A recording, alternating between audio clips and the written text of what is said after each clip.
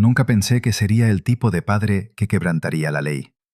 Pero cuando encuentras a tu hija de la forma en que yo encontré a la mía, la ley empieza a sentirse como una sugerencia, más que como una regla. Mi nombre es Marcus Chen y trabajo en plataformas petrolíferas en alta mar en el Atlántico Norte. Es un trabajo brutal. Son 2 semanas de trabajo por 2 semanas de descanso.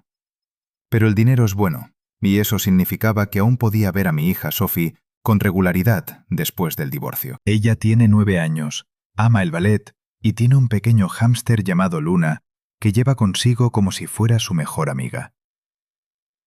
Mi exesposa Jennifer se volvió a casar hace unos 8 meses con un tipo llamado Derek Palmer, un entrenador personal e influencer de fitness, una de esas personas cuya vida en Instagram parece perfecta. Tuve mis dudas sobre él desde el principio. Algo en la forma en que le sonreía a Sophie, pero nunca llegaba a mirarla a los ojos. Pero Jennifer parecía feliz, y Sophie decía que él estaba bien, así que me callé. Mi primer error. Se suponía que era el fin de semana de Jennifer con Sophie, el fin de semana largo del Día de los Caídos, de viernes a lunes. Yo debía estar en la plataforma hasta el miércoles siguiente, pero una tormenta tropical entró más rápido de lo previsto. La Guardia Costera ordenó una evacuación el lunes por la mañana a las 4 de la madrugada. A las 6 ya estaba en un helicóptero de regreso a la costa, y a las 7 conducía por Austin en mi camioneta, agotado pero aliviado de tener tierra firme bajo mis pies. Pensé que sorprendería a Sophie, tal vez llevándola a comer panqueques antes de que el tiempo de custodia de Jennifer terminara oficialmente al mediodía. Me detuve frente a su casa en la comunidad cerrada, uno de esos lugares con césped perfecto y vecinos juiciosos.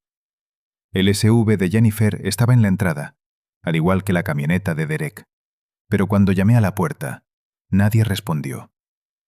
Llamé de nuevo, más fuerte esta vez. Nada, y mi pecho comenzó a apretarse. Caminé hacia la puerta lateral gritando los nombres de Jennifer y Sophie, preguntando si había alguien en casa.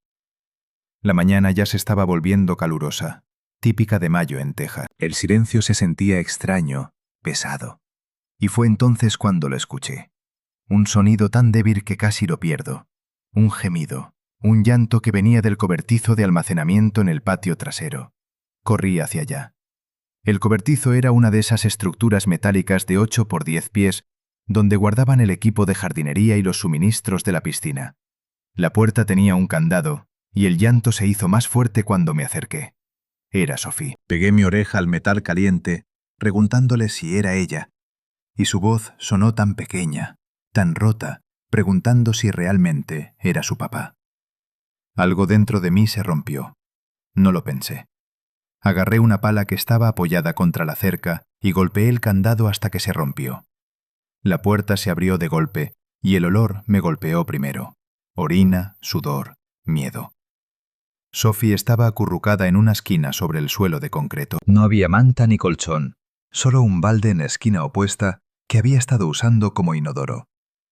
Sus labios estaban agrietados y sangrantes, y su ropa estaba sucia.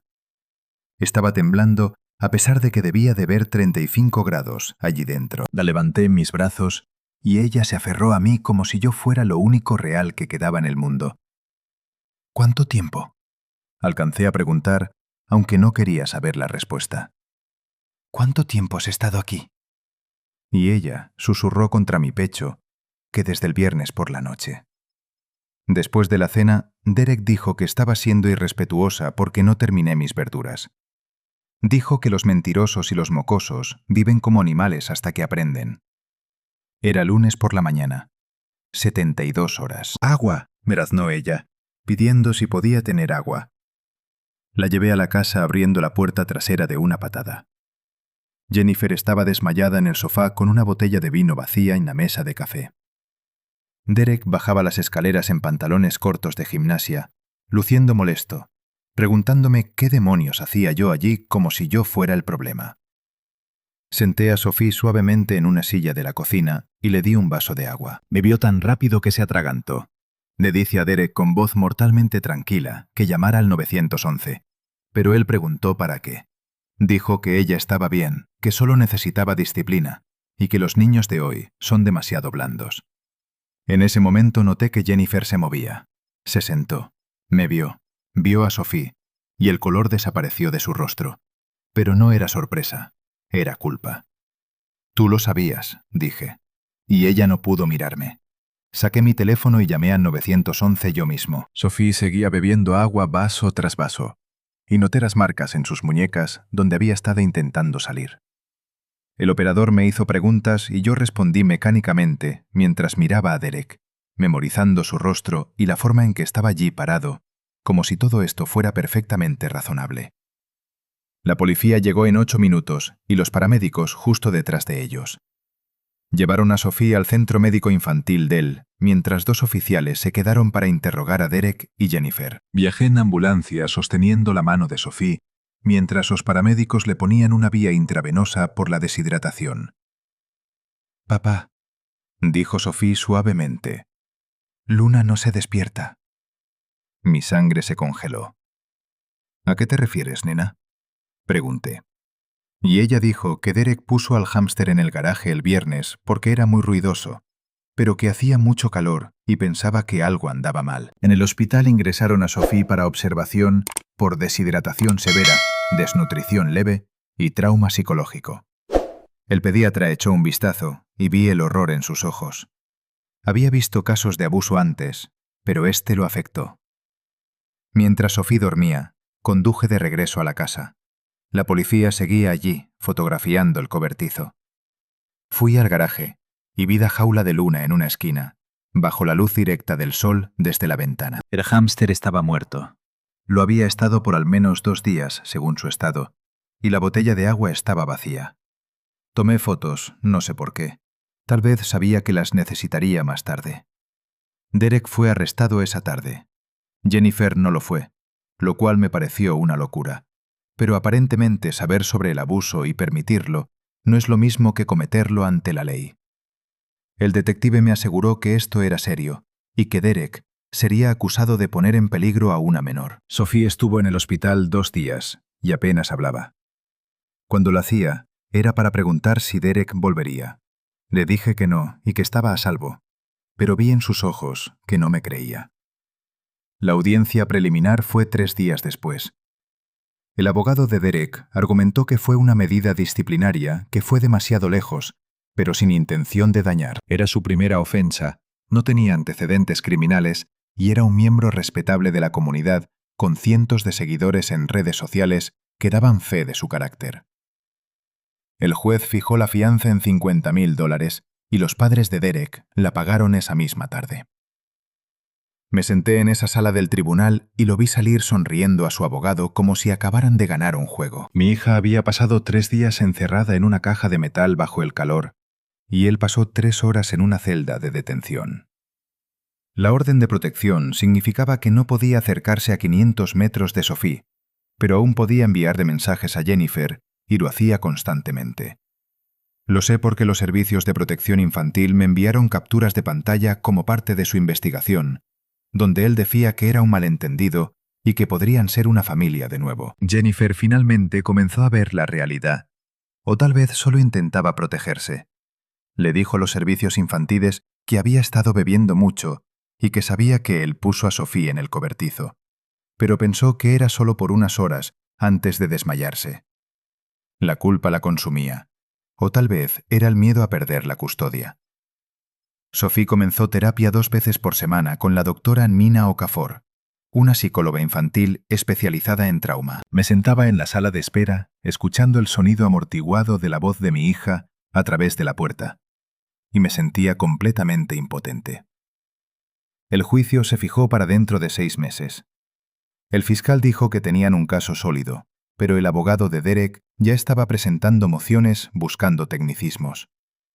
Se hablaba de un acuerdo de culpabilidad, 2 años de libertad condicional, asesoramiento obligatorio y servicio comunitario por lo que le hizo a mi hija. Empecé a tener sueños con ese cobertizo, con la voz de Sophie llamándome y con llegar 5 minutos demasiado tarde. Me despertaba a las 3 de la mañana e iba al gimnasio de mi complejo de apartamentos a golpear el saco hasta que mis nudillos sangraban. Una noche, unas 3 semanas después del arresto, revisé el Instagram de Derek. Se había mantenido en silencio públicamente, pero encontré una publicación en sus historias con una cita críptica sobre resistir tormentas y la verdad prevaleciendo. Los comentarios estaban llenos de apoyo, de personas que creían que lo estaban incriminando injustamente y que yo era un exmarido sobreprotector inventando cosas. Fue entonces cuando empecé a planear. Me dije a mí mismo que solo quería entenderlo mejor, pero era mentira. Quería lastimarlo. Quería que sintiera lo que Sophie sintió. Pasé 2 semanas aprendiendo el horario de Derek.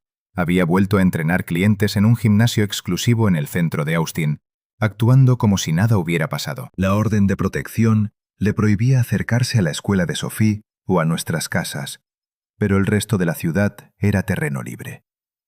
Salía del gimnasio tarde los viernes, generalmente alrededor de las 10 de la noche. Pedí prestada una furgoneta de carga a mi amigo Ray, dueño de una constructora, diciéndole que mudaría unos muebles. Ese viernes me estacioné en el garaje subterráneo del gimnasio y esperé. Derek salió a las 10:15 con su maleta de gimnasia, mirando su teléfono. Estaba solo y el garaje vacío. Salí de la furgoneta y cuando me vio se puso tenso, diciendo que violaba la orden al estar cerca de él. Respondí que la orden protegía a Sophie, no a él, y que necesitábamos hablar. Él se negó, siguiendo el consejo de su abogado. Me acerqué más preguntándole si su abogado le aconsejó sobre lo que se siente estar encerrado en una caja por 72 horas. Derek apretó la mandíbula diciendo que fue un accidente, que se quedó dormido y perdió la noción del tiempo. Le recriminé que no te duermes por 3 días, pero él dijo que lamentaba que mi hija fuera tan sensible y que los niños necesitan disciplina, mencionando que su padre solía encerrarlo a él antes de detenerse. Ahí supe que esto no era algo de una sola vez, era un patrón. Él pensaba que era normal. Eso no me hizo sentir mejor, me enfureció más. Saqué un taser de mi chaqueta y le dije que le debía a Sophie 72 horas. Él corrió hacia el fondo del garaje buscando seguridad, pero yo era más rápido por el trabajo en la plataforma. Lo alcancé cerca de la escalera y le disparé con el taser. Lo arrastré a la furgoneta, lo até de pies y manos con bridas y le puse cinta en la boca. Mis manos temblaban al darme cuenta de que había cruzado una línea sin retorno. Conduje hasta el sitio de construcción de Ray. Había un contenedor de envío de 20 pies en el lote trasero que sabía que no estaba cubierto por las cámaras. Abrí el contenedor y puse un balde, una jarra de agua parcialmente llena y una barra de proteínas, más de lo que él le dio a Sophie. Derek ya estaba despierto y aterrorizado. Le corté las bridas de los tobillos para que caminara y lo empujé dentro. 72 horas empezando ahora, le dije. Regresaría cada hora para decirle qué hora era y qué sentía Sophie en ese momento exacto. Cerré la puerta y el sonido del metal deslizándose fue el mismo que Sophie debió escuchar. Las primeras 24 horas estuvo furioso golpeando las paredes. Yo hablaba por el conducto de ventilación. Hora 12. Sophie lloraba por agua y sus labios se partían. Hora 18. Intentó derribar la puerta y se rindió al lastimarse el hombro. Para la hora 24 los golpes cesaron. Derek estaba en un rincón pidiendo que lo dejara salir porque ya lo entendía, pero le dije que le faltaban 48 horas. A la hora 36 rogaba y prometía declararse culpable y no acercarse nunca más a Sophie. Le conté que a esa hora Sophie tenía alucinaciones por la deshidratación. A la hora 48 lloraba y pedía perdón. Y le dije que Sophie a esa hora ya estaba demasiado débil para gritar porque pensaba que a nadie le importaba. A la hora 60 amenazó con suicidarse. Y le respondí que Sophie también pensó si morir era mejor que una hora más allí. Finalmente, a la hora 72, abrí la puerta. Derek era otra persona. No podía ponerse de pie. Tenía la mirada vacía y se había ensuciado encima. Había dejado un teléfono en el contenedor desde la hora 70, con la grabadora encendida. En esas 2 últimas horas, Derek confesó todo. Cómo la había encerrado antes, cómo mató a Luna a propósito y cómo planeaba hacerlo de nuevo. Llamé al 911 desde un teléfono desechable, informando que alguien necesitaba ayuda en la construcción. Luego dejé su camioneta en el gimnasio, la limpié y me fui. La policía encontró la grabación. Aunque su abogado intentó anularla por coacción, El fiscal argumentó que nadie lo obligó a hablar solo. Derek se declaró culpable de 3 cargos de poner en peligro a una menor y 1 de crueldad animal, recibiendo 8 años de prisión. Jennifer fue a rehabilitación y ahora tiene visitas supervisadas. Está sobria hace 4 meses y se esfuerza. Yo tengo la custodia total. Sophie sigue en terapia, pero progresa. Ya duerme bien y volvió al ballet. Hicimos un memorial para Luna en el patio. La semana pasada me preguntó por Derek y si yo le había hecho algo antes de que fuera a prisión. La miré y decidí decirle que me aseguré de que entendiera lo que le hizo y que nunca lo olvidara. Ella me abrazó dándome las gracias por encontrarla. He roto leyes y cruzado líneas. A veces me pregunto si soy mejor que Derek, pero al recordar la voz de Sophie tras la puerta del cobertizo, sé que no soy mejor. Simplemente soy un padre que decidió ser la consecuencia que su hija necesitaba. La policía investigó el ajuste de cuentas, pero nunca hubo pruebas suficientes para acusar a nadie. El caso ayudó a cambiar las leyes en Texas. Ahora, no denunciar el abuso de un menor te convierte en cómplice. Se llama la ley de Sophie. A veces paso por donde estaba el contenedor y no siento culpa. No siento nada. Y quizás eso debería asustarme. Sophie escribió una carta para Derek en terapia, donde decía que él intentó hacerla pequeña, pero que ella ganó porque lo es todo para su papá. El sistema a veces falla y la ley es lenta. No digo que la justicia por mano propia sea correcta, pero confíen en sus instintos y protejan a sus hijos. Yo elegí ser el ajuste de cuentas, y Sophie eligió sanar. Gané la batalla por su alma, aunque el costo fuera una parte de mí que nunca recuperaré.